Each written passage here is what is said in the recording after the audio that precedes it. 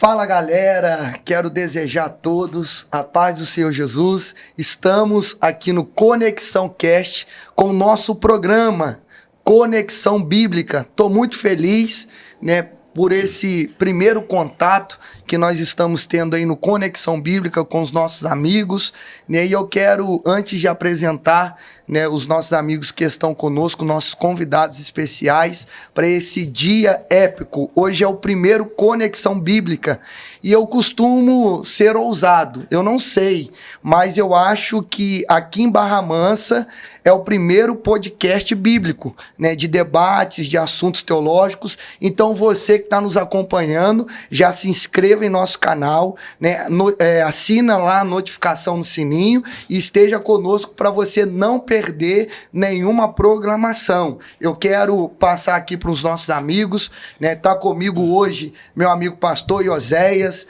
um grande parceiro, meu professor, meu mestre, e também junto comigo meu amigo pastor Jonatas. É um prazer recebê-los aqui conosco, no nosso primeiro vídeo, na nossa primeira gravação de podcast do Conexão Bíblica. Para mim é muito especial recebê-los como amigos, para a gente conversar sobre esse assunto, durante a semana aí. Está sendo muito falado, que é o assunto da Páscoa, e a gente vai conversar sobre esse assunto. Então eu vou ouvir o pastor Ioséias aí se apresentando, para a galera conhecer um pouquinho da sua história, e logo após aí o meu amigo pastor Jonatas também se apresentando, falando um pouquinho da sua igreja, do seu trabalho, contando um pouquinho da sua história. Pastor Ioséias. Tá bom, muito bem. Bom, primeiro é um prazer estar aqui com todos vocês.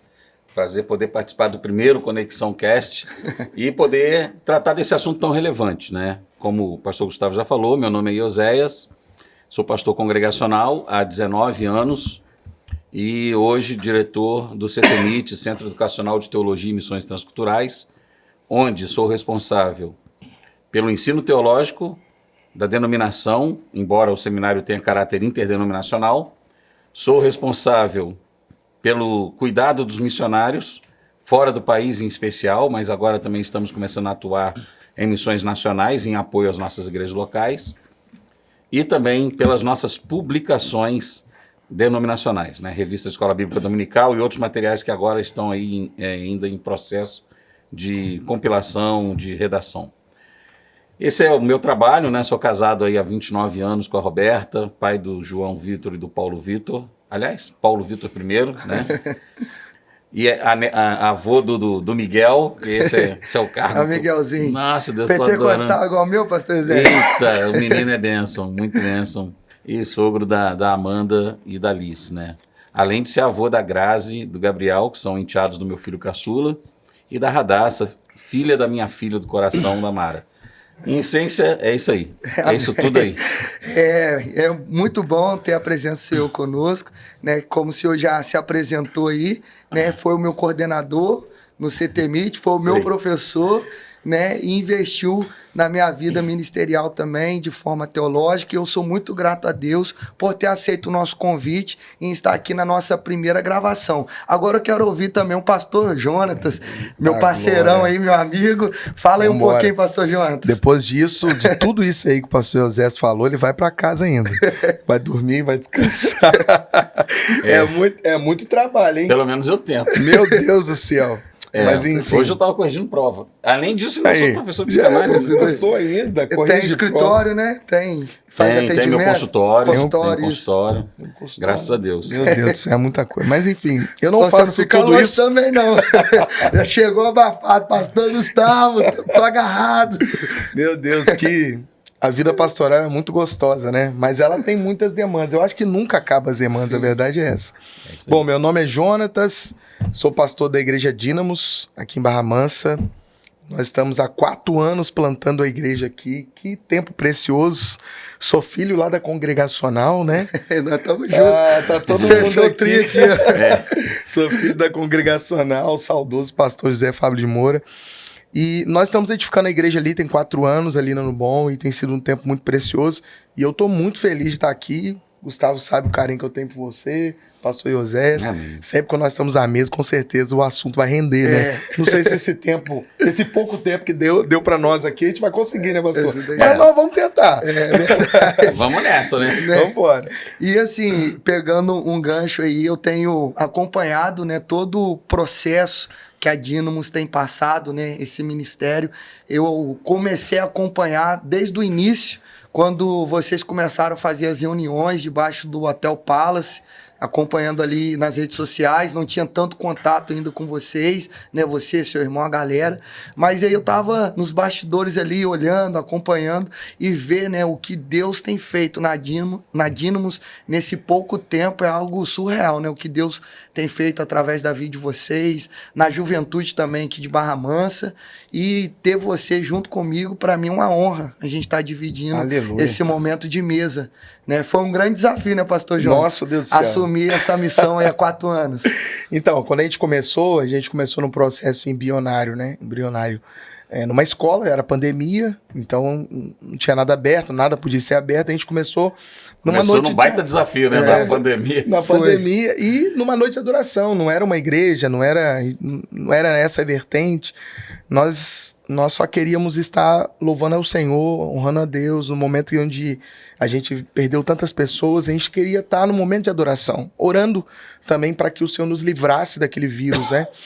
E as coisas ali foi acontecendo de uma maneira tão forte, tão grande, que a gente não conseguiu suportar ali dentro daquela escola, lá no bairro Boa Sorte. Aí nós tivemos que dar um pontapé mesmo, que era plantar a Igreja Dínamos, e a gente começou a plantação da igreja em março de 2021 no Hotel Ano Bom Palace. Então, para muitas pessoas foi um choque, porque uma igreja não tem placa, dentro do hotel, foi um negócio meio desafiador, e a gente sempre, quando a gente tem tempo para explicar, né, a gente explica sobre a missão, sobre a questão das plantações de igreja. Existe uma plantação sul-americana, existe uma plantação norte-americana que diverge na forma de plantar, e a gente foi numa linha mais norte-americana, e nós começamos ali o trabalho dentro do hotel, e chegou um tempo também que não coube, tinha muitas pessoas, a gente já estava atrapalhando o dono do hotel, e aí ele chegou em mim um dia e falou assim: Jonatas, não tem mais espaço no estacionamento, domingo eu tô recebendo muitas pessoas, e eu falei: não, de fato o senhor tá certo,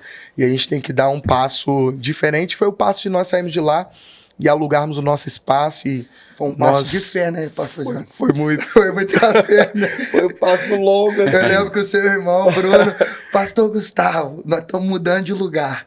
Ora por nós que nós estamos em obra. Eu falei: aonde? Ele falou: no Ano Bom, na principal. Eu falei: meu Deus. Eu imaginei, né? A gente imagina já o valor do aluguel, né? É loucura, né? É desafiador, né? E assim, nunca Deus nos desonrou nesse tempo que nós estamos ali. Muito pelo contrário, né? Nós somos surpreendidos assim todos os meses. E assim, como todo pastor, eu sou apaixonado em obra, né? Então toda vez que eu começo uma pequena obra, o pessoal já fala: ih, pastor, como que nós vamos fazer? Vamos fazer, né? Vamos fazendo, né, pastor? E o Senhor vai provendo. E finalizando aqui, né, de fato, sobre a questão da plantação, hoje nós estamos prestes a ir para o segundo culto, né? Porque um culto só já não é suficiente. Então, agora dia 20, que é Páscoa, a gente vai fazer o Alto de Páscoa, que vai ser um teatro que vai tomar praticamente todo o tempo do culto, e já vai ser um ensaio para os 2 cultos. Então a gente vai fazer 2 sessões esse domingo agora, justamente para a gente começar a prever essa multiplicação, porque de fato não está suportando mais o espaço. Eu estou muito feliz, porque não tem a ver comigo, né? Não tem a ver com nenhuma liderança que está ali, mas tem a ver com um projeto de Deus. E graças a Deus, nós fomos escolhidos para estar nessa geração, pregando o evangelho, nos desgastando para isso. E eu sou muito impactado pelo Senhor. Todos os dias que eu acordo e falo: nossa, como eu tenho um prazer de acordar todos os dias e saber que eu fui escolhido por Deus para fazer algo tão extraordinário, tão peculiar. E eu, de fato, nós somos novos, né? O pastor Iosés um pouco mais maduro, já viveu muito mais que a gente. Já ensinou você muito, já me ensinou demais também. E o pastor Iosés sabe, né? Como é difícil um jovem se comprometer com o evangelho, de fato, falar: eu vou matar, vou gastar a minha vida e vou me desgastar até o fim por Jesus, né? E eu sou muito privilegiado, nós somos, né? Sim. Por estar nessa condição hoje. É isso daí.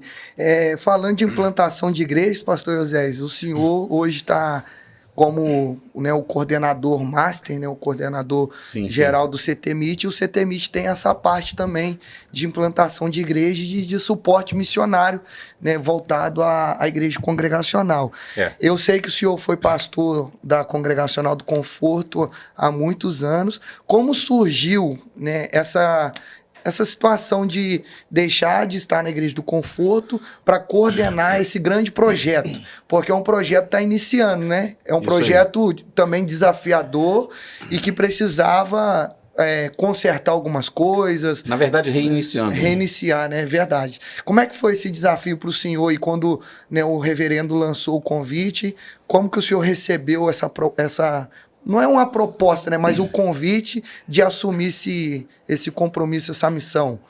Bom, eu sempre fui um homem da educação, né? Eu sou apaixonado pelo ensino, amo, uso minhas redes sociais para isso e sempre amei muito a obra missionária. Meu desejo original era ser missionário de campo. Eu ia para o Betel Brasileiro estudar em internato e Deus mudou tudo.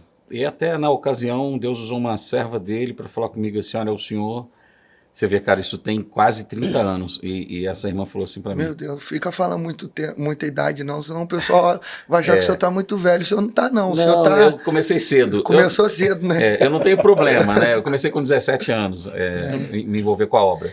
Mas eu tenho 52 anos, não tenho problema em dizer. E essa irmã falou assim: olha, Deus te quer na obra missionária, mas Deus não te quer no campo. Deus te quer na base.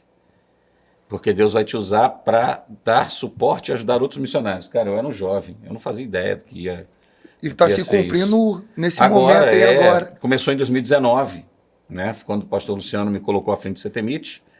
E em 21, ele então decide definitivamente me tirar da frente da igreja para eu me dedicar exclusivamente à obra do Senhor no CTMIT, tanto na área educacional quanto missionária. A área missionária hoje demanda um esforço muito maior, né? Porque ela está sendo reativada. Sim. Ela funcionou poderosamente nos anos 90, depois houve um esfriamento, né? Uma dificuldade muito grande, algumas dificuldades, houve um esfriamento da obra missionária e agora nós estamos retomando. Então hoje a gente está com frentes de trabalho que começamos desde 2020, eu assumi em 2019, 2020, Deus começou a trazer pessoas exatamente no período da pandemia. Aí o primeiro trabalho que nós assumimos foi na Argentina, missionária Nayara, que está lá. Depois, Moçambique, né? O Equador a gente já tinha. Naquele momento era o único trabalho que a gente tinha. 4 igrejas no Equador. 4 igrejas. 4 igrejas. Né? E nós assumimos a Argentina, que não tem uma igreja, um trabalho missionário numa comunidade chamada La Candela, que é a fogueira, né? A verdade basicamente isso aí, a tradução mais ou menos. E onde a missionária Nayara trabalha com crianças em vulnerabilidade, é um lugar muito pobre. A Nayara morou um tempo lá dentro, ali no limite entre a comunidade ali, a favela, né? E o asfalto, digamos assim. E a casa dela foi roubada. A gente fez uma campanha enorme para repor as coisas dela. Levaram tudo, levaram roupa íntima dela, levaram garfo, papel higiênico. Nossa, então é uma situação bem precária mesmo. Tudo. Roubaram tudo dela. Isso na Argentina? Levaram na Argentina, em Buenos Aires. Essa comunidade fica em Buenos Aires. E aí nós fizemos um esforço missionário. Hoje a gente envia para ela mais do que o dobro do valor que a gente enviava antes como oferta missionária para que ela possa morar num lugar melhor, né? Com um risco muito menor.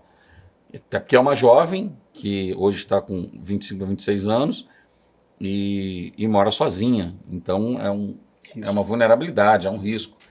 Mas ela faz um trabalho lá com mulheres e crianças, que é assim, um trabalho maravilhoso em Buenos Aires, e também faz um trabalho no norte da Argentina, na região chamada Misiones.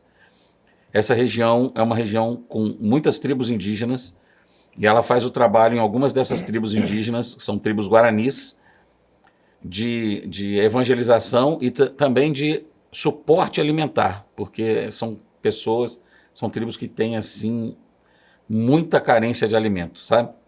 E uma subnutrição muito grande naquele lugar. E ela também ajuda a Comissão de Tradução da Bíblia para a língua guarani, né? O trabalho que a Nayara faz na Argentina hoje. Depois disso veio o trabalho no Japão, missionária Senira. E o Japão, o trabalho já está estruturado, né, pastor? Sim, hoje quase 50 irmãos lá, né? Mas brasileiros que moram lá ou já Temos tem? brasileiros, temos japoneses, Japoneses. temos japoneses, que é bem difícil a conversão deles, eles são muito resistentes ao cristianismo. Os japoneses, eles entendem que os cristãos são inferiores a ele moralmente ou em comportamento, porque se for pentecostal, então pior ainda, porque japonês odeia grito, eles não gritam, eles não fazem... Se ele for fazer barulho, por exemplo, eu dei aula no Betel Brasileiro Japonês, né, em EAD, e os irmãos do Japão tinham aula comigo, sempre falavam isso. Um irmão lá contou uma certa feita, o pastor André, ele, na época ele era seminarista ainda, ele contou que o vizinho dele ia fazer uma obra na casa dele. E aí o cara ia quebrar as coisas, o pedreiro dele lá ia quebrar as coisas e tal. Esse vizinho dele foi de casa em casa na rua dele, pedindo desculpas, se explicando que ia ter que fazer uma obra e pedindo desculpas porque ia começar a fazer barulho de manhã, ia ter barulho durante o dia todo. Ele pediu desculpa para todo mundo na rua de cima e na rua de baixo. Olha só. Ele foi se explicar para os vizinhos que aquele barulho, infelizmente, era necessário, entendeu? E aí, os japoneses são muito assim. Eles não querem nunca incomodar ninguém. Eles não aceitam, né, assim, a cultura de outro lugar para poder pregar o evangelho. Uhum. E a religião dele é milenar, né? Tem isso também. E eles têm o shintoísmo, né, que é a religião originária do Japão, embora o budismo cresceu muito lá, depois que expandiu da Índia para lá, mas o shintoísmo, que é a religião oficial deles, e o cristianismo chegou lá com o apóstolo Mateus. Há registros históricos em japonês. Mateus do Evangelho. O Mateus, o evangelista. Olha só. Ele esteve no Japão. Aí, galera, ó, já vai pegando aí, ó. Maravilhoso isso. Mas eles tiveram maus exemplos com muitos cristãos, principalmente com a evangelização romana, né? Quando os monges beneditinos e tal, alguns monges que foram para lá, eles bebiam muito, comiam muito, e para o japonês comer demais é um erro muito grosseiro, todo exagero o japonês condena. Então, e aí quer dizer, muitas vezes os crentes são desregrados nessas coisas, né? Entre comer e beber aí. Então é difícil ganhá-los, mas quando se ganha também são muito fortes, se tornam cristãos muito dedicados. E a gente tem cristãos japoneses, cristãos brasileiros, e cristãos latino-americanos de língua hispânica que congregam na nossa igreja, porque é a única igreja que tem gente que mora a 200 quilômetros da igreja e vai lá. Vai lá porque é a única que tem naquele raio, é mais perto. O senhor sabe qual que é a cidade?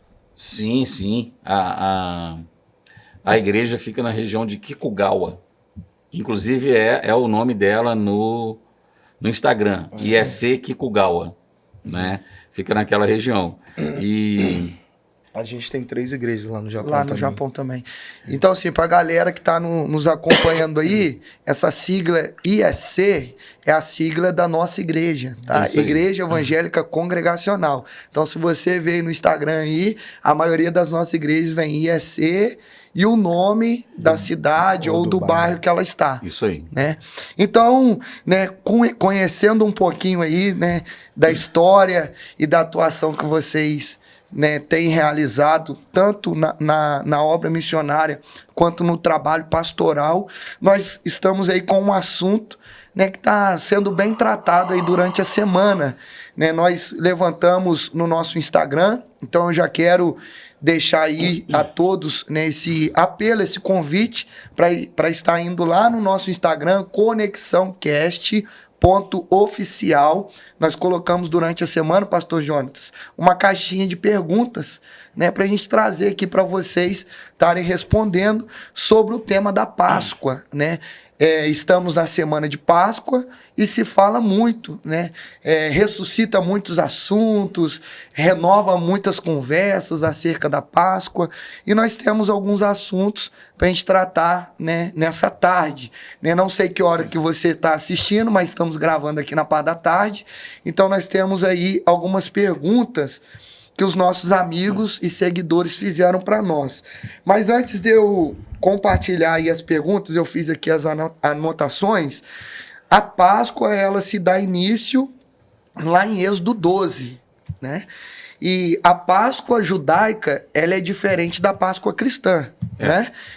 Qual é essa diferença? Quero que vocês me respondem e para a galera também que está nos acompanhando participar, que existe uma diferença entre a Páscoa judaica, que é celebrada em Êxodo 12, e a nova aliança, a Páscoa que Cristo estabelece para os seus discípulos. Então eu vou começar com o pastor Jonatas e depois o pastor Josés vai fazer o acréscimo aí. Pastor Jonatas. A gente até tava falando com você que a gente começou uma série de mensagens sobre a Páscoa esse domingo e justamente a gente estava fazendo esse paralelo entre o Velho Testamento e o Novo Testamento. A Páscoa do Velho Testamento, Êxodo 12 vai dar seguimento ali. Você pega esse texto, você vai ler, você vai ver todas as atribuições que esse texto vai trazer para nós. É a celebração da libertação do povo do Egito. E é interessante que essa libertação do povo do Egito, ele se dá com um motivo que eu estava pregando domingo, que eu frisei bem, porque isso vai ser falado também lá em 1 Pedro. Deus queria que o povo liberto fosse liberto para ser o seu povo. Deus tira aquele povo da garra de Faraó para que eles pudessem ser o seu povo. Então, a partir deles saírem daquele lugar, eles começam essa trajetória de se tornarem o povo de Deus. E é interessante que no Velho Testamento, quando a gente está lendo ali Êxodo 12, Paulo fala em 1 Coríntios também, no capítulo 5, né, sobre essa festa, né, quando ele fala do pão sem fermento, né, quando ele está falando em Êxodo 12 sobre a Páscoa, ele cita muitos pontos. O reverendo Iosés está aqui para ajuda aos universitários, né, para nos ajudar, mas ele cita muitos pontos importantes ali, e eu acho que antes da gente fazer esse paralelo, eu acho que a gente poderia falar um pouco sobre o que está citado ali no Velho Testamento, que são muito importantes. Por exemplo, o tempo do cordeiro. O cordeiro, então, o cordeiro era separado um 10º dia para ser sacrificado, né? Então, eles começavam a celebração no Velho Testamento, começaram a celebração ali da Páscoa e separavam o cordeiro no 10º dia. No 14º dia, eles iam matar o cordeiro e pegar o seu sangue. A Bíblia fala que eles passavam nos umbrais da porta, né, para livrar toda a família da morte. Eram seus ritos naquela época. Mas é interessante que do 10º ao 14º, esse cordeiro está aguardando para ser morto. Para quê? Para trazer, de fato, salvação. E aí, quando você olha lá em Marcos, no capítulo 11, a partir do versículo 6, você vai ver a mesma atribuição. Jesus chega em Jerusalém no 10º dia. Ele dorme em Betânia, depois ele volta o 2º dia, ele pede para a figueira, ele dá uma ordem para a figueira não florescer mais, né, para ela secar. Ele passa depois e vê que a figueira no 3º dia ela não floresceu, que de fato ela secou. E logo depois a Bíblia vai citar Marcos 14, que 2 dias depois começa a celebração da Páscoa. 2 dias depois foi a morte de Jesus. Então, os mesmos aspectos que tinha no Velho Testamento, nós vemos abordando no Novo Testamento também, nessa celebração da Páscoa. Então, uma das coisas que eu disse lá no nosso culto é uma frase que já virou um jargão, mas é uma grande verdade, né? A Páscoa não tem a ver com um coelho, tem a ver com um cordeiro, né? Sim. Tudo aponta para ele. Sim. E uma outra coisa também que me chama bastante atenção é que os benefícios que a Páscoa ela vai trazer para nós, né? As pessoas os benefícios da Páscoa hoje é você comprar um ovo de colher, que agora é gourmetizado, né? Mas tem tantos benefícios e E não é o benefício que a Páscoa trouxe no Velho Testamento para as pessoas em si. Colossenses, no capítulo 2, Paulo ele frisa ali com os gentios, para eles não se preocuparem com a comida, com a bebida, com o dia da festa. Eu sei que tem algumas denominações que elas fazem, de fato, elas trazem as festas judaicas para dentro da igreja, mas não é o que Paulo deixou claro nas Escrituras. Paulo era combatente disso para os judeus, ele era extremamente combatente. Então, tudo que aconteceu no Velho Testamento, ele foi só a sombra daquilo que ia acontecer no Novo Testamento, nesse paralelo do Velho e do Novo Testamento. Então, a celebração da festa que Paulo vai citar, ele está falando da celebração do próprio Jesus, né? Quando a gente fala de comer o cordeiro no Velho Testamento, nós comemos o cordeiro também no Novo Testamento, quando nós estamos ceando ao Senhor, nós estamos comendo do cordeiro. Então, são muitos paralelos entre o Velho Testamento e o Novo que faz a gente chegar num denominador comum. Pastor Oséias, o Antigo Testamento tem muitos elementos, né? Deus ele trabalha com muitos elementos para o povo de Israel nos rituais de culto, inclusive na celebração da Páscoa. Eu até grifei aqui na Bíblia, né? Êxodo 12, NVI, versículo 8, né? Que Deus ele dá uma ordem pro povo, dizendo: ó, naquela mesma noite comerão a carne assada no fogo, com ervas amargas e pães sem fermento. Qual é essa representação, se a gente fosse trazer esses elementos para os nossos dias ou para o Novo Testamento, né? O cordeiro ali, a carne assada, as ervas amargas e os pães sem fermento. Tem alguma simbologia ou alguma aplicação desses elementos para a nossa vida? Tem tudo, né? Inclusive o judeu ele usa um vinho também, que é o vinho kosher, que é o vinho feito dentro das prescrições da lei judaica, justamente para esse momento também. Não pode ser qualquer vinho. A erva amarga, o próprio Deus avisa para Israel, né? Por que deveria ter erva amarga? Porque era uma lembrança dos dias amargos no Egito, dos dias difíceis no Egito. O pão é um símbolo da comunhão daquele povo, então ele tem a ver com o povo, né, o pão. E o cordeiro é o símbolo da comunhão, do sacrifício vicário, do sacrifício de substituição. Sim. Só não morreram os primogênitos dos judeus porque alguém morreu no lugar deles. Então, de qualquer forma, a morte se estabeleceu naquela casa. Só que a morte ali foi a morte do cordeiro. Né? E o sangue do cordeiro na verga das portas e nas laterais, a verga é a parte superior, e nas laterais, era o anúncio de que a morte já havia acontecido naquela casa. Né? A morte vicária, que é a palavra latina para substituição. Então, tudo no Antigo Testamento é um tipo daquilo que o Novo Testamento viria a cumprir. Na hermenêutica a gente trata dessa questão do tipo e antítipo, né? O tipo é uma representação em escala menor do antítipo, que é o cumprimento pleno daquilo que a profecia ou o evento bíblico se refere. Por exemplo, a saída de Israel do Egito, né, para a Terra Prometida é um tipo também da saída do cristão do mundo para o reino da luz, né, por exemplo, que é E a Páscoa é também um tipo do sacrifício de Jesus. Sim. Que não por acaso aconteceu justamente nessa semana, por conta da fidelidade de Deus. Assim como o Pentecoste é um tipo da formação da igreja, né, que são os primeiros frutos que eram consagrados a Deus, e a igreja nasce no dia de Pentecoste, né, em Atos 2, os primeiros frutos ali sendo entregues a Deus, que era a igreja nascedora ali.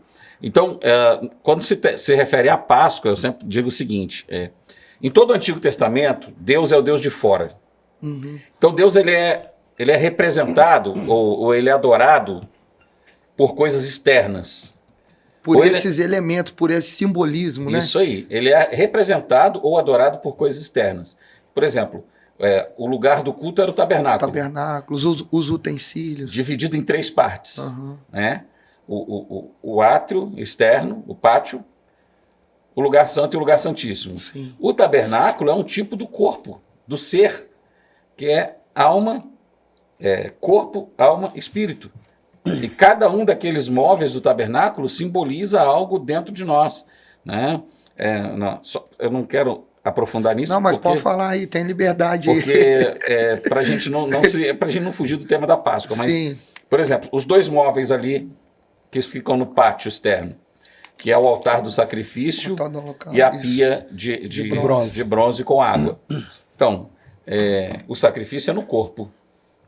É o corpo que foi sacrificado por nós, né? E nós precisamos matar a nossa carne também.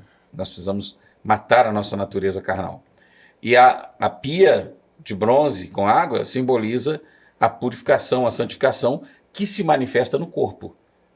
Cara, é um discurso hipócrita e chega a dizer, perdoa se pareço agressivo, mas idiota, dizer que a santificação é só no coração. Não, cara, aquilo que acontece dentro de nós reflete do lado de fora. Sim, Isso. verdade. Então a maneira como nos vestimos, a maneira como falamos, a maneira como nos portamos, declara o resultado interno, né, daquilo que Deus operou. Mas bom, vamos lá. Então Deus é o Deus de fora. Em todo o Novo Testamento, Deus é o Deus de dentro. Então todos aqueles, como o pastor João estava falando, né, de ficar judaizando a igreja não tem nada a ver, e não tem mesmo, porque todos aqueles símbolos externos, eles passaram a ter seu cumprimento pleno no interior do ser. Uhum. Né? Perdeu-se o sentido, né? Posso- Já não tem mais Posso necessidade, abrir né? um paralelo aqui só para Sim. jogar uma pimentinha? Eu gosto de pimenta. Mas assim, O senhor estava Gustavinho, no Nordeste, né? Tava Comeu em bastante. Maceió, demais da conta. a pergunta essa igreja que se torna judaizante, apesar do ensino ser errado, não vou nem entrar na questão do ensino, mas isso não é uma maneira também de trazer apoio de coisas naturais para que a pessoa possa pegar, por exemplo, uma arca da aliança, que você pode tocar, alguma coisa assim, meio que parecido com alguns irmãos nossos, né, que tem um santinho, que tem uma figa, que tem, enfim. Eu sei como é que é. Então, esses símbolos, eles são úteis para quem não tem uma fé madura, né? A fé, ela não pode depender de nada externo. Ela não pode depender de nada externo. Agora, eu não, sob hipótese alguma, como alguns pastores que também eu acho que agem loucamente quando dizem isso, sob hipótese alguma eu creio que esses irmãos estão sob alguma condenação ou sobre alguma maldição porque celebram essas festas. Porque a Bíblia Não condena, não condena. ela não diz que a gente deve fazer, mas também ela não proíbe. Então, quer dizer, é algo que você quer fazer, vai lá e faz. O problema é quando isso se torna legalista, que é o princípio de Israel, por Da exemplo. lei. Israel não tem opção, Israel tem que fazer, Sim. porque para eles é lei. Para nós é facultativo, digamos assim, né? A pessoa faz se quiser fazer. Inclusive, Paulo, ele confronta, né, alguns ensinos na igreja de Gálatas justamente sobre isso, né? Porque Que a igreja, ela estava se perdendo, Paulo ensina eles, aí eles começam a voltar às práticas da lei, Isso aí. né, às práticas judaicas. Paulo e era tava uma igreja dando uma- de gentios. Aí Paulo fala, Dá uma né, no capítulo centralizada 3, neles ali. pô, vocês já conheceram o Espírito Santo, agora vocês estão retrocedendo de novo? Então, por quê? Porque na lei, na religião, né, na religião da lei, era pela obediência à regra. Uhum. Então tinha que obedecer à regra como evidência da subordinação a Deus. Então é uma questão de submissão a uma norma. Então é o pragmatismo religioso, a prática era importante. Na graça é relacionamento. Não é uma submissão a regras, é um relacionamento que vai muito além de regras. Quando você tem um relacionamento, você não precisa ter uma regra que diz ame o seu próximo, porque você ama porque se relaciona, né? Então você vive acima da lei. É o princípio porque a lei de Israel está lá, tá. A lei da igreja também está lá em Mateus, nos 5 discursos de Jesus, e o primeiro deles é o Sermão da Montanha. Mateus, como ele escreve para os judeus, ele organiza o seu evangelho em 5 grandes discursos de Jesus. Em cada discurso, é como se ele estivesse fazendo o Pentateuco da igreja, né? O Pentateuco da graça, vamos dizer assim. E o primeiro grande discurso é o Sermão da Montanha, é onde ele fala da ética do reino. E toda a ética do reino é superior à lei, porque a lei diz não matarás. E a graça, a ética do reino diz ame o seu inimigo. Quer dizer, pô, Pesado, né? Adjudication of me, né? A lei diz assim, não matarás. Aí Jesus diz assim, qualquer um que em seu coração Deseja. aborreceu o seu irmão, Já matou. já é homicida. Por quê? Porque todo assassinato começa com sentimento. Então eu costumo dizer que a lei, ela corta o tronco, a graça arranca a raiz. Ela vai na raiz, irmão. A raiz é o sentimento. A lei diz, não adulterará. A graça diz, não olha com desejo, não. Se olhar desejar, já Porque cometeu. o cara olha ali uma imagem de uma mulher na internet ou na rua, o cara fala, caramba, e começa a imaginar coisa. Para Deus, aquilo ali já é adultério. Para Deus já é adultério, porque nós seremos julgados pelas nossas obras. Obra é aquilo que a gente pode mensurar, aquilo que está ao alcance do nosso conhecimento. Então, essa mesa que temos aqui é uma obra de marcenaria, joia. Né? Uma obra de engenharia eletrônica. Então a gente tem aqui série de obras. Então obra é tudo aquilo. Você pode dizer se esse notebook te atende ou não, se ele é funcional, se ele não é. Então você pode julgar tudo quanto é obra. Só que a gente só pode julgar obra. A gente não pode julgar aquilo que a gente não tem conhecimento. Por exemplo, sentimentos, motivação do coração. Isso a gente não pode julgar. Para Deus é a mesma coisa. A gente, como nós, só podemos julgar o que a gente pode conhecer. Então a gente pode conhecer uma obra literária, a gente pode conhecer uma obra culinária, a gente pode conhecer uma obra de engenharia, uma obra arquitetônica, qualquer obra. Como a gente pode conhecer, experimentar isso, nós podemos avaliar e julgar. Aquilo que a gente não consegue conhecer, a gente não pode julgar. Para Deus é a mesma coisa. Deus só pode julgar o que ele conhece. O problema tudo. O problema é esse. Ele conhece tudo que está visível e invisível. Logo, para Deus, um sentimento ou um pensamento, por exemplo, de caráter sexual, o cara olha uma mulher, ele imagina uma cena sexual, ele deseja aquela mulher, Deus está vendo aquela cena, porque para Deus isso é patente aos seus olhos. Ou seja, o adultério está acontecendo diante dos olhos dele. Entendeu? Então, cara... Loucura, hein? Por isso que ninguém pode ser salvo pelas obras, porque a gente é crente, batizado com o Espírito Santo, cheio da graça e tudo, mas a gente pensa um bocado de bobagem. Aí que tá, né, o verdadeiro sentido da Páscoa, né? Isso Se aí, não fosse ele, nada nós seria. tava perdido.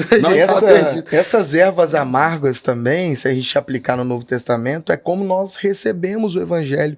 Eu sei que em muitos lugares a gente tem recebido mensagens do Evangelho que aflora o Evangelho, eles estão amaciando o ego das pessoas, levando o Evangelho de uma maneira que você só tem benefícios, né?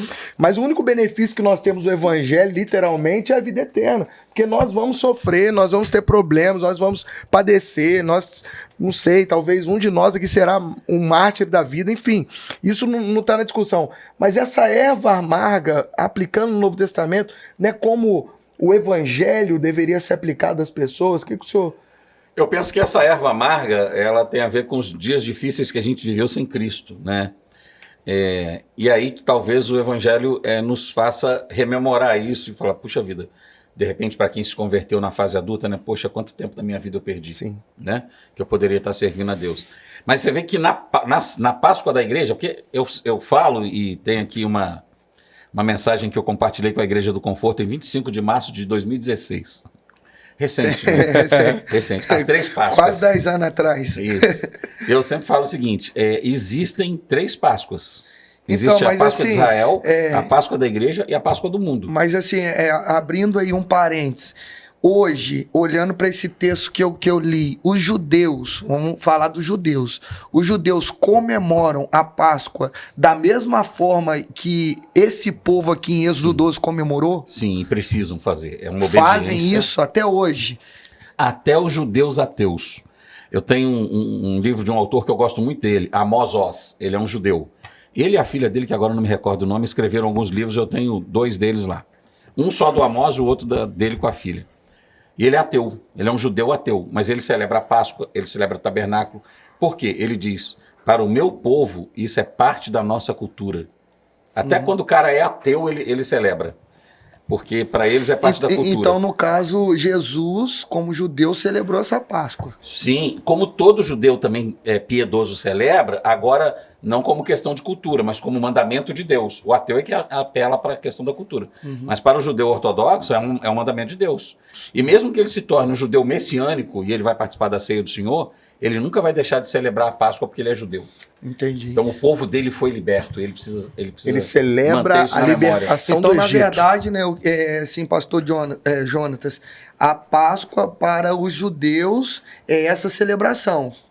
Mata um cordeiro, assa a carne, come aquela carne, tem participa desse vinho, tem os dias e tal. Isso aí. Né, vai lá, mistura com as ervas amargas, Como os pães sem fermento. Como qualquer outra Isso. festa que Aí faz os seus ritos. Né? Jesus com A seus gente meio que discípulos. imita, mas é com pão de alho, né? E vinagrete e tal.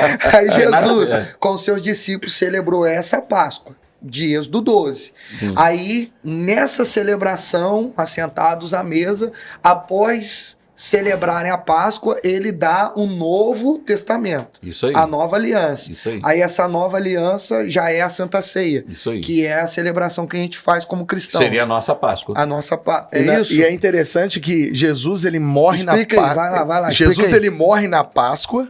Sim. Né? Ele morre na Páscoa. E depois ele vai comemorar a Páscoa de forma nova, do Novo A Testamento. nova aliança, exatamente. Porque ele vai até os discípulos para ceiar junto com eles. Então, o cordeiro é imolado na cruz, depois o cordeiro é colocado na mesa. Não, mas ele celebra a ceia antes da crucificação. Ele celebra Sim, a ceia antes da antes. crucificação. Depois ele se encontra com os discípulos, aí ele come pão e peixe com eles e tal.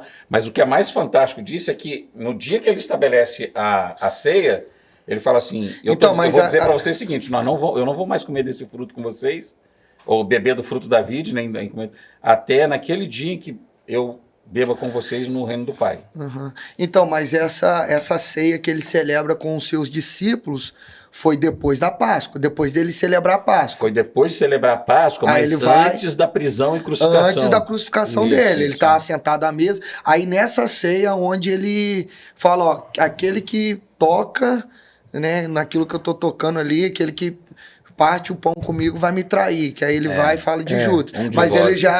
ele já tinha celebrado essa Páscoa Isso e aí. depois da Páscoa ele dá a nova aliança. Isso aí. A nova aliança. Aí o negócio, né? E aonde surgiu então essa ideia de coelho, de ovos de chocolate? Quero ouvir vocês aí. Fala Paganismo. pra galera aí que tá Paganismo. nos acompanhando.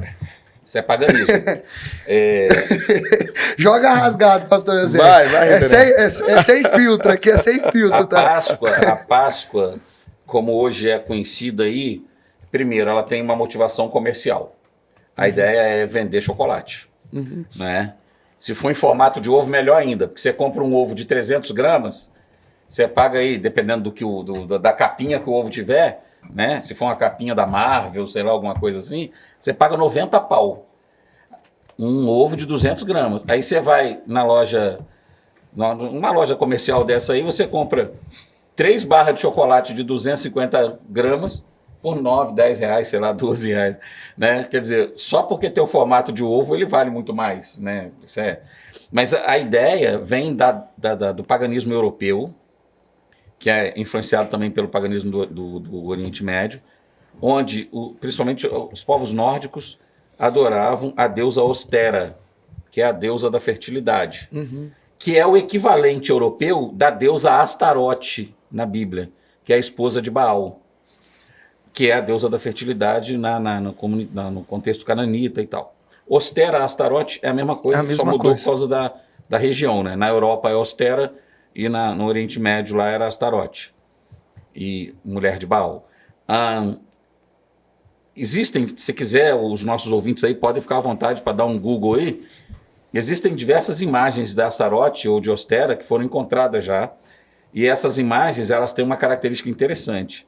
Essa deusa da fertilidade, ela aparece com um bebê em um colo, um ovo em uma mão e um coelho ao seu lado. 3 símbolos de fertilidade. Entendeu? Um bebê, um ovo e um coelho. E ela era adorada por meio da troca de ovos. Os russos também faziam isso, e depois os russos cristianizaram essa prática, né, de pegar ovos de galinha, de qualquer animal, pintar, colorir esses ovos e presentear as pessoas. Entendeu? Até hoje essa prática existe. Então, quer dizer, era uma prática de origem pagã, que a igreja, no contexto depois do ano 300, que a igreja foi se paganizando por conta do Constantino ter aberto as portas para a igreja, e aí em 382 o Teodósio tornou o cristianismo a religião oficial. Do Império Romano, a igreja começou a incorporar elementos do paganismo para ganhar os pagãos. Então ela pega, por exemplo, a deusa Astarote e elimina a pessoa da deusa, né? Mas ela mantém a tradição do ovo e do coelho, que não bota ovo, né? Então, mas é porque são dois símbolos de fertilidade, como sendo agora um símbolo da prosperidade em Cristo. Eles se apropriam... Misturaram, então. A gente chama de sincretismo, né? Sincretismo. Eles se apropriam disso, não tem nada de errado em se apropriar de algo que Deus fez isso, inclusive. Por exemplo, o dízimo. O dízimo era praticado pelos pagãos antes de Deus chamar Abraão. O dízimo já era praticado pelos povos pagãos também. Então Deus se apropriou dessa prática e santificou ela. Tudo bem. Só que a gente tem que saber o seguinte: o que é lícito ao cristianismo se apropriar na cultura ou não? Esse é o filtro que a gente tem que ter. O que é lícito da gente se apropriar ou não dentro dos princípios cristãos? Então se apropriou dessa prática que, na verdade, foi cada vez mais perdendo a identidade cristã. Porque hoje o pessoal é como o Natal, cara. O pessoal também não está nem aí para Jesus. O negócio do pessoal é comer, beber e às vezes arrumar confusão em família ainda, né? Reúne a família para brigar muitas vezes, né? Então, quer dizer... Lavar roupa suja. Logo no Natal. Exatamente. Então, e às vezes a pessoa de Cristo nem é mencionada durante toda a celebração, né? A mesma coisa é a Páscoa. E infelizmente, né, a Páscoa ela ganhou contornos comerciais, que é o propósito, é business, né? É dinheiro pelo dinheiro, irmão. Então, não interessa no que você acredita, eu quero que você compre o chocolate aqui.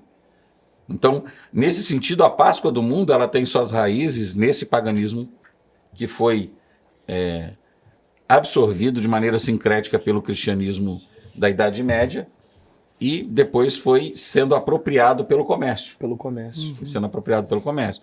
Ao passo que a Páscoa da igreja, porque Deus não mandou a igreja celebrar a Páscoa. Jesus também não mandou. A Páscoa não é uma festa cristã, a Páscoa é uma festa judaica. Mas não tem nada errado. Domingo passado nós apresentamos uma cantata de Páscoa lá na igreja, porque nesse final de semana da Páscoa mesmo vai ter uma galera viajando e tinha mais de 20 pessoas, aliás, tinha mais de 40 pessoas envolvidas nessa peça, se contar a equipe toda, porque tinha um coral, né, o louvor, os músicos, o pessoal que interpretou, o pessoal que cuidou das roupas, essa coisa toda. Então tinha muita gente envolvida, não dava para fazer na semana da Páscoa que uma galera vai viajar. Mas nós fizemos, inclusive eu encenei 3 papéis lá. Minha mulher acabou comigo. O senhor virou ator agora. Voltei a ser, né? Quando eu era jovem eu fazia muito. E aí minha mulher me fez voltar a ser. E fazia muito teatro na igreja. E aí a mulher é apaixonada por isso, ela sempre dirige, e ela dirigiu esse. Então, a gente celebrou. Por exemplo, eu fiz o papel de um pai, de um chefe de família, no Egito no dia da Páscoa. E aí a gente tem um diálogo ali, né, como estava o coração dos judeus no dia da Páscoa. E depois eu fiz o papel do Cleopas, que é um daqueles discípulos, né, Cleopas e Jairo, que caminham para Emaús, né, e se encontram com o Senhor. Eu fiz o papel do Cleopas ali, que é o outro contexto da Páscoa, que é o da ressurreição de Cristo. E, por fim, um pai contemporâneo, um chefe de família contemporâneo, que dá graças a Deus pelo sacrifício de Jesus ter sido oferecido por nós e tal. Beleza. Então não tem problema nenhum que a igreja celebre a Páscoa. Não estou dizendo, como eu disse, não foi proibido. Sim. Né? Mas a festa cristã são 2, na verdade. Não é a festa, são as festas. E elas se chamam batismo e Santa Ceia. Ou ceia, né? Porque nem a palavra santa aparece, né? Ceia do Senhor. Ceia do Senhor. Batismo e ceia do Senhor. E Cristo é a nossa Páscoa, né? Paulo fala isso em 1 Coríntios capítulo 5, versículo 7, né? Cristo, nosso Cordeiro Pascal, foi imolado por nós, né? Então, ele é a nossa Páscoa, ele é o nosso Cordeiro Pascal. Então, a igreja primitiva celebrava a sua Páscoa todo domingo era ceia, a igreja primitiva, né? E essa ceia que Paulo fala, igual o senhor está falando aí, que a igreja primitiva celebrava a ceia. Essa ceia não é a ceia que nós participamos hoje, do pão e do cálicezinho. Essa ceia era os alimentos mesmo, que Paulo fala lá em 1 Coríntios 11. Não, aquela ali era só num contexto gentio. Não, em 1 Coríntios 11, quando Paulo fala da ceia, festa do amor, né? que eles chegam, aí Paulo fala, ó, tem uns que estão comendo demais, outros estão comendo de menos. Isso, mas isso não era ceia, isso era uma celebração que tinha antes, que era a festa do amor. Sim, né? Mas essa ceia, e então... os ricos, eles só dividiam entre eles ali e não compartilhavam com os pobres da igreja. Então, essa ceia que o senhor está falando já é os elementos, o corpo... Os judeus, a igreja primitiva. Nascedoura, a igreja que nasceu ali em Atos 2... ela era essencialmente judaica. Sim. E era comer o pão e beber o cálice. Sim. No modo que Jesus fez na mesa. Sim, exatamente. Então, não tinha todo esse banquete que Paulo fala em Coríntios, que foi uma forma que ele permitiu que os gentios adaptassem, porque os gentios não tinham mentalidade judaica. Sim. Eles nem sabiam o que era Páscoa, nada disso. Eles foram todos disciplinados primeiro, né, em termos de... doutrinados, é melhor essa palavra. Doutrinados primeiro, em termos de conhecimento do que seria a Páscoa e tudo. E aí Paulo e no geral, os apóstolos que plantaram igrejas, permitiram algumas adaptações. Entre essas, em Corinto, tinha a festa Ágape, né, que era a festa do amor, que era como a gente fez, por exemplo, domingo na igreja. Cada família, os casais levaram carne, qualquer carne podia ser, os jovens solteiros levaram doces, né? E a igreja deu a bebida, o arroz, essas coisas. E a gente fez tipo uma ágape ali, depois da ceia do Senhor. Um momento de comunhão, um jantar. Como era o segundo domingo, nós celebramos, não teve pregação como nós conhecemos. A pregação foi o próprio teatro, a própria cantata e a palavra. Que vocês vão fazer, né? E a palavra final do pastor. Sim. E aí o pastor encerrou, né, aplicando tudo aquilo que a gente falou. Então, assim, o que o senhor está dizendo é que a igreja, então, participava da ceia. Essa ceia que a igreja participava, a igreja primitiva, é a mesma ceia que nós participamos hoje. O Sim. Pão representando... Só que não era com esse pedacinho, sim, né? mas representando o corpo de Cristo. Sim, sim. E o cálice representando o sangue. Isso. E eles faziam isso semanalmente, toda semana. Todos os domingos, a igreja se reunia por volta de 4 horas da manhã, porque domingo no Império Romano era dia útil, que o dia do descanso era sábado, porque os romanos eles respeitavam a cultura dos povos. Aí entra o calendário judaico, né? Sábado e tal. Sábado era o dia do descanso. Só que como Cristo ressuscitou no domingo, a igreja passou a se reunir no domingo. Então os irmãos se levantavam 4 horas da manhã, se reuniam e dali eles iam para os seus afazeres diários, para o seu trabalho e tal. Rapaz, 5 horas da manhã, isso aí. Participando da ceia. Isso aí. Todo domingo. Todo domingo. Era a celebração da ceia, o ensino e oração. A princípio não tinha nem louvor. O louvor foi inserido depois, né? A gente vê Paulo compondo, tem a carta de Paulo aos Efésios, por exemplo, tem um trecho de um louvor ali e tal. Então, o louvor foi sendo adaptado depois. Como era no Templo de Jerusalém. No Templo de Jerusalém não tinha louvor. Entendi. O louvor era antes. Era enquanto o povo ia subir nas escadas. O louvor era do lado de fora. Sim. Lá dentro era só ensino e a oferta de sacrifício, né? E depois a oração pelo perdão do povo. Sim. Ô, pastor Jonatas, eu quero ouvir você também um pouquinho sobre a questão da Páscoa. A gente vai pegar o gancho aí do pastor Oséias, quando ele disse sobre celebrar a Páscoa, comemorar. Dentro da nossa cultura, né, a galera tem um costume, né, de comprar um chocolate, comprar um ovo e tal. Sim. Seria problema os cristãos fazerem isso, sabendo que a Páscoa, né, nessa tradição, nessa cultura de ovo, de coelho, veio enraizando, veio trazendo as origens, o paganismo, né, a cultura Astarote, né, qual que é o nome dela? O outro nome? Ostera, Astarote, né? Eu vou ficar mais com Astarote, porque eu já logo lembro de Elias, isso, lá no Monte Carmelo, basta. Mas, né, sendo essa deusa, né, adorada pelo paganismo. Seria errado, então, os cristãos comprar o seu chocolate ali, comprar o seu ovo? Porque, assim, eu tenho meus filhos, você tem o Benjamin também. Aí imagina os nossos filhos vendo fala, papai, eu quero. Como é que é, assim, para um casal cristão com filhos, ou, né, vendo uma situação dessa? É errado, não é? Eu queria ouvir a sua opinião, né, sobre essa questão. Eu acredito, Gustavo, que a gente tem que resgatar o verdadeiro sentido, que é o sentido da redenção, do sacrifício, da ressurreição.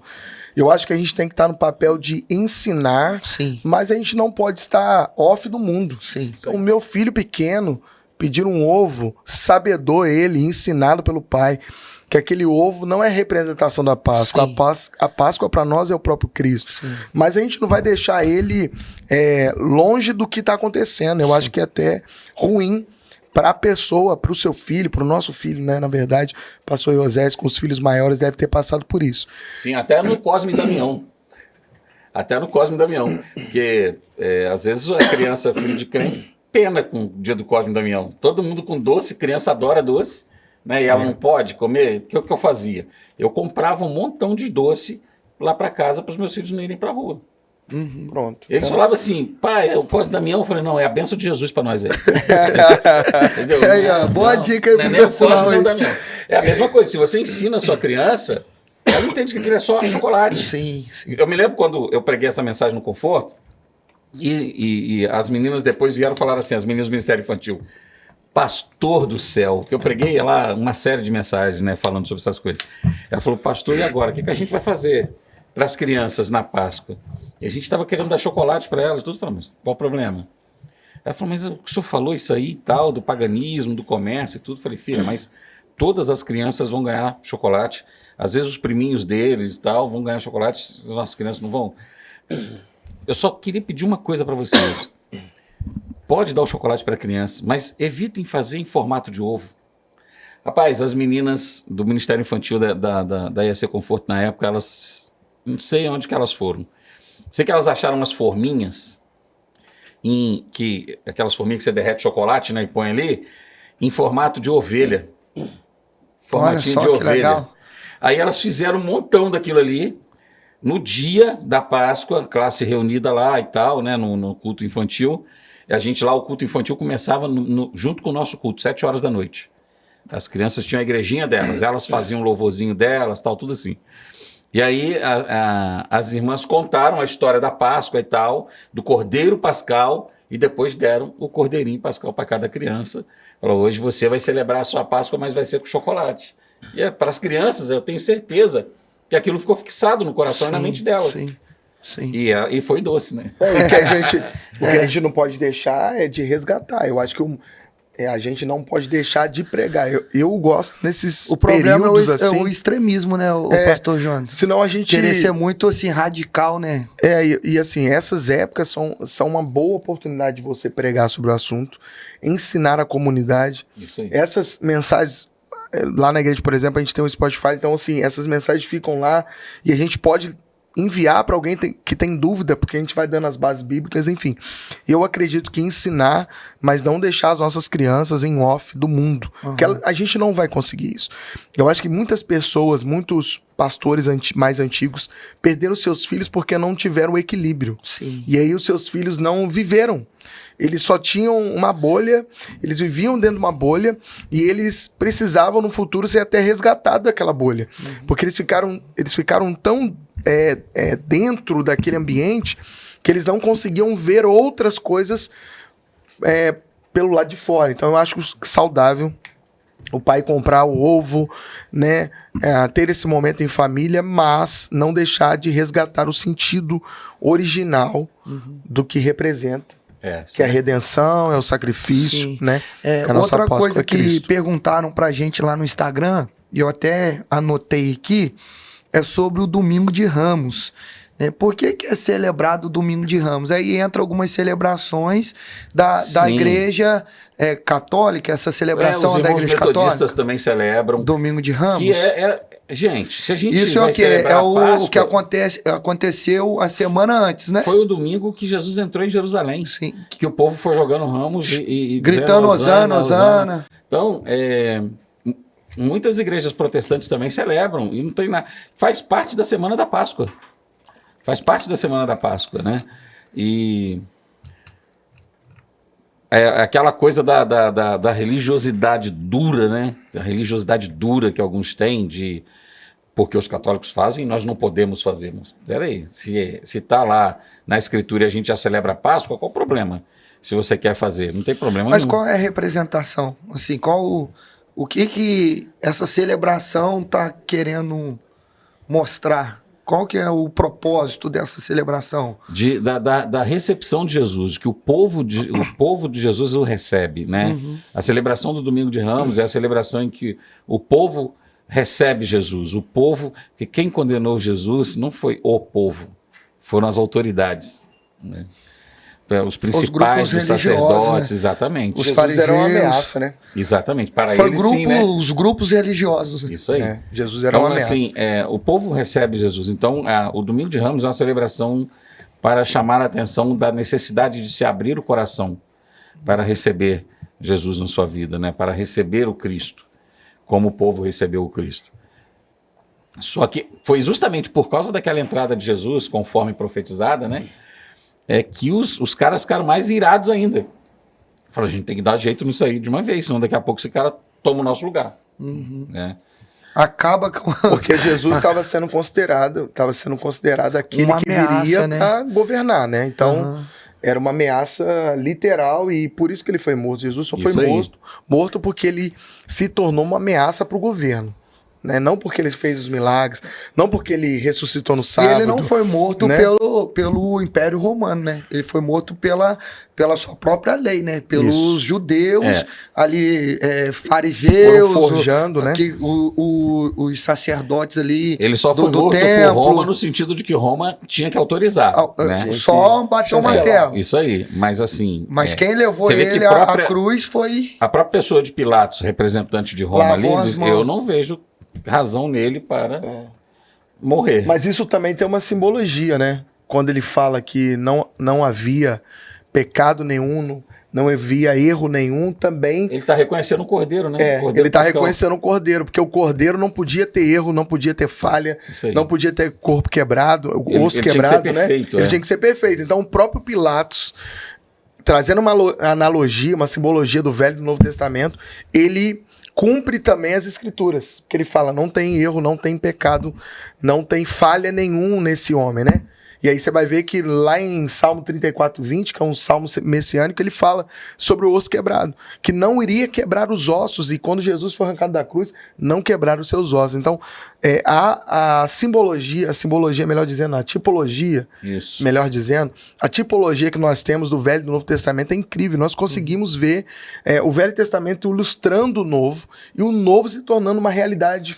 É como se o Antigo Testamento saltando os fosse nossos olhos. a sombra e o novo cumprimento. É isso aí. Daquilo que Deus já Isso. estava prevendo no Antigo, né? Sim. Jesus é o tema do Antigo Testamento, né? E a realidade do Novo, né? Então, tem uma frase que eu gosto muito de dizer que é a seguinte: a Bíblia é Jesus em tinta e papel, e Jesus é a Bíblia em carne e osso. Tudo que a Bíblia dizia de Jesus, ele cumpriu na sua vida, no seu corpo, né? A Bíblia revela Jesus em tinta e papel, e Jesus revela a Bíblia na sua vida. Tudo aquilo que a antiga aliança dizia sobre o Messias, Cristo cumpriu cabalmente. Até a lança que foi usada para transpassar Jesus está em Zacarias, capítulo 12, 10. Né? Então, todos os pontos ali, é interessante que eu estava escrevendo sobre isso, e a lança, ela quando ele é ferido com a lança, sai, né, daquela ferida dois elementos, o sangue e a água, né? Que o sangue está em Efésios 1:7, que fala, temos a redenção pelo seu sangue, e a água é a purificação, aquele que beber dessa água, dessa fonte que jorra, nunca mais vai ter sede. E essa é a evidência médica de que, de fato, a morte ocorreu. E a evidência médica de fato... Porque nunca vai sair água de um corpo vivo, só sangue. Se saiu sangue e água, é porque esse corpo está morto. Olha só. Porque muita gente preconizava que Cristo não morreu. Eu preguei uma mensagem, eu peguei esse texto aí e eu apliquei porque estava muito assim fresco na minha mente o nascimento do Miguel, né? Eu participei do parto do meu primeiro filho, o segundo também, mas o segundo foi mais na correria. Mas o primeiro eu acompanhei todo ali mais de perto, né? O segundo, a Carol, né, quase começou a entrar no estado de parto dentro de casa, né? A bolsa rompeu lá e foi. Mas no Miguel, que foi mais, né, programado ali, né? A gente foi, chegou antes e tal. Quando o médico, né, que estava fazendo o parto, disse, ó, vai nascer, eles estouraram a bolsa. E saiu justamente água e sangue. Aí ele falou, o menino nasceu. E foi, pegou o menino chorou.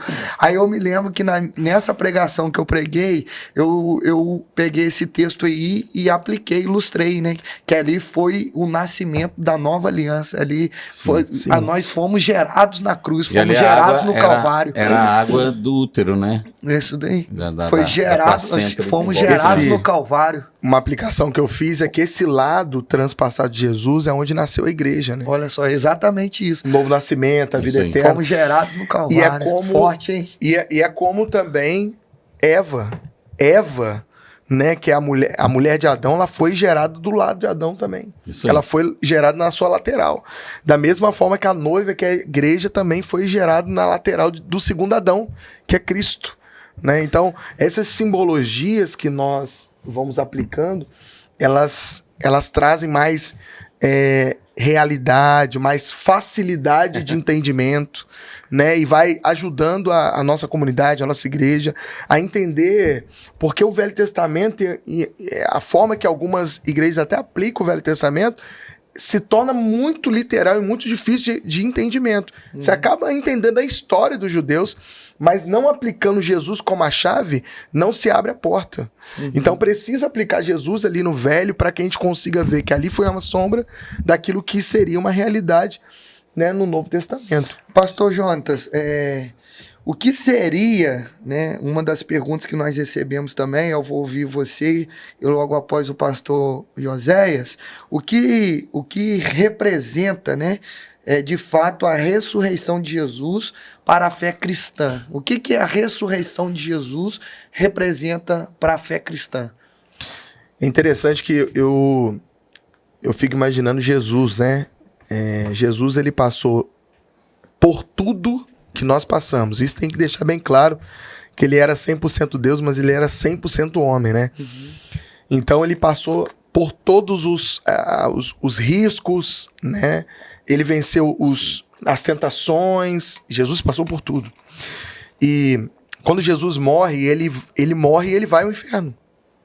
Mas o inferno não pode prendê-lo. Né? Por que não pode prendê-lo? Porque a Bíblia diz que o salário do pecado é a morte, mas como Jesus não havia pecado em Jesus, automaticamente não haveria morte. E ele logo ressuscita. Mas a ressurreição de Jesus, ela abre uma porta. Ela abre o acesso. Logo depois da ressurreição, o véu é rasgado. Então, aquilo que nós dependíamos de alguém para ter acesso, agora nós estamos livres para ter acesso novamente. O que nós perdemos lá em Adão, que foi a relação com Deus, que foi perdida quando Adão peca, nós adquirimos a partir de Jesus. Então, Jesus, com a sua ressurreição, ele faz uma ponte entre o homem e Deus novamente. É como se Jesus estivesse segurando a mão do homem, porque ele era 100% homem, e a mão de Deus, porque ele era 100% Deus, nos ligando novamente para que nós pudéssemos ter acesso a Deus. E automaticamente esse acesso traria para nós os benefícios da nova aliança. Então entenda a ressurreição dessa maneira, com essa ótica. E aí, pastor Zé? É o pilar do cristianismo. Paulo, escrevendo aos Coríntios, capítulo 15, versículo 17, ele diz assim: se Cristo não ressuscitou, é vã a vossa fé e ainda permaneceis nos vossos pecados. Se tem um filme que tem um livro que depois deu origem a um filme chamado Em Defesa de Cristo. Esse livro conta a história do seu autor, que agora está me fugindo do nome dele, mas ele era um jornalista investigativo ateu, que a sua esposa se converte em função de um ocorrido num restaurante com ele e com ela, e ele fica revoltadíssimo com a conversão da esposa, porque ele diz que ela virou uma religiosa fanática e tal, E aí ele vai conversar com um mentor, e esse mentor diz para ele assim, desculpa, o nome do autor é Lee Strobel, e aí ele diz assim, cara, se você quer fazer com que a sua esposa abandone o cristianismo, quer desacreditar o cristianismo, você tem que ir no pilar do cristianismo. E o pilar do cristianismo é a ressurreição de Jesus.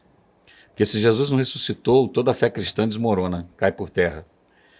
E aí ele decide fazer isso. E ele entrevista especialistas em diversos temas, arqueologia, manuscritologia, psicologia, medicina, e uma série de especialistas que estudaram a questão da morte e ressurreição de Jesus. E ele vai atrás dessas pessoas e ninguém consegue dar para ele a resposta que ele quer, que Cristo não ressuscitou. Inclusive, ele vai numa psicóloga que é agnóstica e que é psicóloga e tal, e ela diz, olha, ele fala, mas a Bíblia diz que Jesus foi visto por mais de 500 pessoas, né? Aqui mesmo, pelos Coríntios capítulo 15, Paulo fala isso. Mas isso não poderia ser ali uma coisa de ilusão, de massa, manipulação de massa e tudo? E essa psicóloga fala, eu queria poder te dizer que sim, porque eu também não creio em Cristo, em Jesus como Cristo e tal, mas, infelizmente não, é impossível fazer manipulação de massa com essa quantidade de pessoas. Tal. E aí ela tem uma série de explicações. Esse filme estava até pouco tempo, eu não sei se ainda está, mas eu quero sugerir aí para os nossos ouvintes e para vocês que ainda não assistiram, ele estava totalmente gratuito no YouTube. Totalmente gratuito. Em Defesa de Cristo. E conta a história do Lee Strobel. E vale a pena assistir. Aí vale ele muito mais viu a pena que ler. Realmente Cristo ressuscitou e se converte. No final de tudo, porque esse livro dele é uma apologética da ressurreição. No final de tudo, a pesquisa dele, que era para desacreditar o cristianismo, vira um livro de apologética. Em defesa de Em Cristo. defesa de Cristo. Né? Assim aconteceu com ele, com Lee Strobel, assim aconteceu com Joseph McDowell, que escreveu diversos livros, né? Fatos, evidências que merecem um veredito, ele andou entre nós, e cristianismo, fraude ao fato histórico. E o Joseph McDowell também começou a estudar o cristianismo para desacreditar o cristianismo e acabou convertido. Então a ressurreição de Jesus é o pilar da fé. Cristo morreu pelos nossos pecados. Beleza, mas todos os cordeiros morriam pelo pecado do povo e todo ano eles tinham que oferecer um novo cordeiro. Mas Cristo ressuscitou o terceiro dia, tornando desnecessário qualquer sacrifício, porque ele pagou o preço do pecado, ele morreu para pagar o preço do nosso pecado e ressuscitou para garantir a vida eterna. Forte, hein? E sem contar aquilo que o pastor Jonatas também disse, né? Através do Calvário, Cristo, na sua sexta palavra, ele diz, né? Está consumado. Entregou o Pai o seu Espírito. Isso aí. E ali o véu se rasga de alto a baixo. Então, até aquele momento, havia todo aquele ritual. Só o sumo sacerdote podia entrar no Santo dos Santos. Tinha que levar o cordeiro de ano em ano para celebrar, né? Yom Kippur, né? O dia do perdão, da purificação, da expiação. Uma vez por ano tinha que fazer o sacrifício. Tem que fazer o sacrifício. Aí vem João Batista dizendo, eis aí o Cordeiro de Deus, que veio tirar o pecado do mundo. Essa palavra tirar é rapazona, é arrancar, né? Isso aí. No grego. É como se fosse um arrebatamento. Mais ou menos como se fosse um... Se estivesse tirando da raiz, assim, quase né? como um sequestro, assim, que você chega e arranca na então, marra. Mas é usado também até para aplicar como um arrebatamento, arrancar, né? Com força, né? Sim. Tirou o pecado do mundo. E Jesus também, ele... No sentido da parousia, né? Isso daí. O nosso Deus, ele é um testador, né? Ele fez um testamento, né? Velho Testamento, Sim. Novo Testamento. E para você receber herança, o testador tem que morrer, né? Exatamente. Então Paulo o testador fala sobre também, isso. o testador morreu também para nos liberar a herança também da vida eterna. E o autor aos Hebreus, no capítulo 10, diz que através do sangue de Cristo se abriu um novo e vivo caminho, pelo qual podemos entrar no Santo dos Santos. Então a ressurreição para nós, né? Para nossa fé representa a nossa salvação. ele nos transportou, né, do império das trevas e nos conduziu para o reino do Filho do seu amor e também representa o acesso. Agora o acesso está liberado, vocês têm acesso ao Pai. Aquilo que Adão perdeu, Cristo resgatou com a sua morte. É uma tipologia também, e com a sua ressurreição. Porque quando ele arranca o povo do Egito, das garras de Faraó, Faraó representa o diabo, o Egito representa o mundo. Quando ele arranca ali, ele está fazendo uma tipologia da gente. Nós somos arrancados também do mundo, das garras de Satanás, para viver na sua maravilhosa luz. O que é mais lindo na Páscoa é o tapa na cara que Deus dá em todos os outros falsos deuses, né, que os povos adoravam. Porque o pastor Jonas falou uma coisa interessante, né? Cristo, ele era 100% humano, ele foi tentado em todas as coisas, como nós somos tentados. Se ele não fosse tentado em todas as coisas, então quer dizer que Cristo foi tentado sexualmente, ele foi tentado financeiramente, ele foi todo. Se ele não fosse tentado em tudo, ele não poderia perdoar tudo. Então ele foi tentado em todas as coisas. O autor aos Hebreus, capítulo 4, versículo 15, fala isso, que ele foi tentado, temos um sumo sacerdote que pode se compadecer de nós, que ele foi tentado em todas as coisas e nunca foi vencido. E o 10:20, né, que fala que por ele nós temos um novo vivo caminho de acesso ao Pai. Sim. De Hebreus. Em todas as outras religiões pagãs, os homens ofereciam vidas aos seus deuses, matavam mulheres virgens, ou jovens virgens, rapazes virgens, ou guerreiros valorosos, eram sacrificados em adoração aos seus deuses, para aplacar a ira dos seus deuses, para obterem o favor dos seus deuses. Aí Deus, através de Abraão, Deus começa a mostrar que ele é diferente, ele é o Deus da contramão. Porque ele fala, me dá seu filho. E o Abraão entende, o meu Deus é como todos os deuses. Ele exige sacrifícios humanos. E aí, Abraão vai sacrificar, chega lá o Senhor fala, não quero. Eu só estava te testando, tá aqui o cordeiro que eu providenciei para você. Que o Abraão veio, o bicho ali e sacrifica. Quer dizer, Deus já providencia o cordeiro para substituir a morte do Isaac. O propósito de Deus não é que os homens morram para agradá-lo, né? E aí Deus mostra isso de maneira muito mais maravilhosa na pessoa de Cristo, quando ele não exige que os homens morram para agradá-lo. Ele dá o seu filho para morrer pelos homens por seus pecados. Para resgatar o humano. Para resgatar os homens. Em todas as religiões é um homem oferecendo a Deus. Sendo oferecido pelos outros homens. Mas no Evangelho é o próprio Deus se oferecendo por nós. Exatamente. Forte, gente. Isaías 64:4, né? Desde a eternidade não se viu, nem jamais se ouviu de um Deus além de ti, que trabalha para o bem daqueles que nele esperam. Gente, nós vamos ter que fazer parte 2. Fica bom. Aí a todos os amigos. Né? O tempo passa tão rápido que a gente nem percebe. Né? A gente chega aqui apreensivo. Né? E como a gente vai começar a falar, porque para nós é tudo muito novo. Né? Para o Conexão Cast é tudo muito novo. E eu já quero pedir o seu apoio, você amigo, né? Você parceiro que está nos assistindo.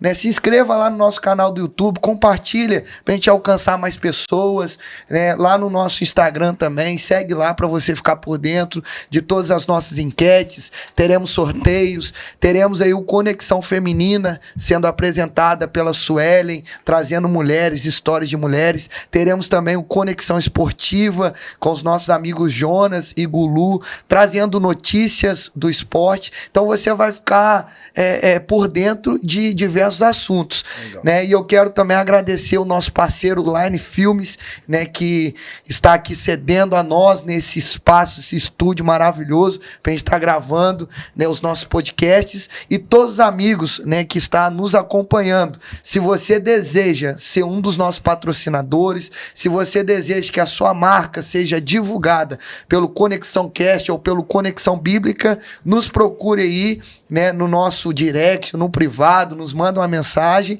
que a gente feche uma parceria bacana para abençoar a sua marca, a sua empresa, para abençoar, né, a sua vida de alguma forma. Eu gostaria, né, que o pastor Jonatas e o pastor Oséias fizessem as considerações finais, né? O tempo vai passando, a gente já está aqui no nosso limite, né? Mas eu quero agradecer a todos aí, em especial agradecer vocês, tá, meus amigos?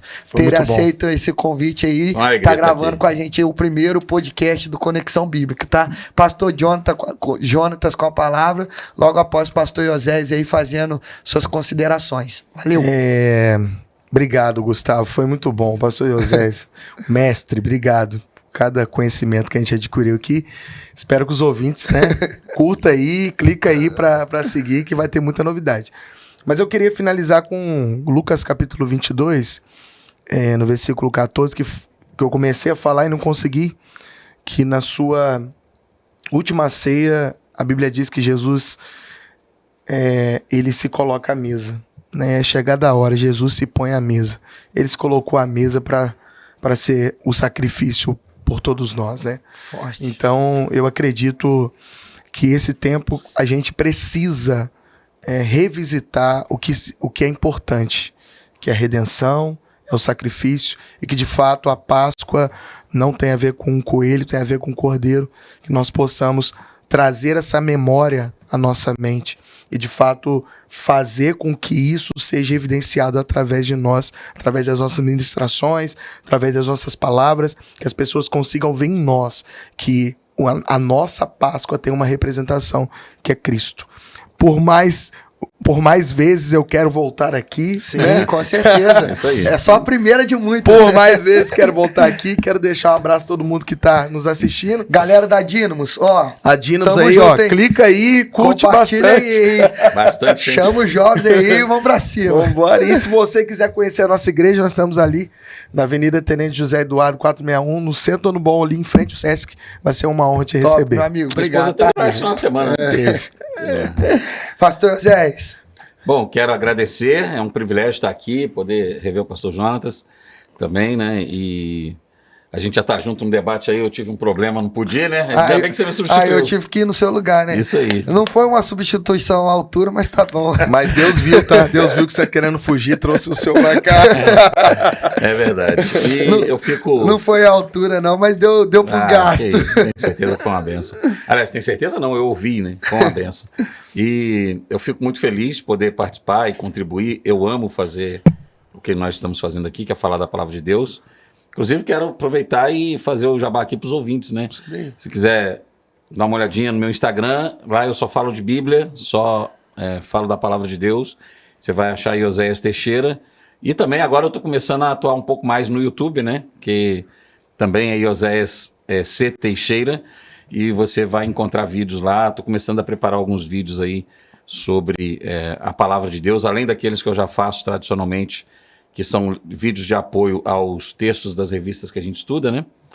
E estamos tratando de alguns temas pertinentes, muito importantes. E eu quero muito agradecer a Deus por esse privilégio e dizer para todo mundo que servir a Deus é um privilégio, conhecer a Jesus é algo que não se pode mensurar e que, portanto, se você o conhece, se você o serve, alegre-se no Senhor, porque não há luta, não há dor que possa se comparar ao que Cristo, nosso Cordeiro Pascal, sofreu por nós. Amém. Amém. Pastor Ioséias, brigadão, meu amigo, tá?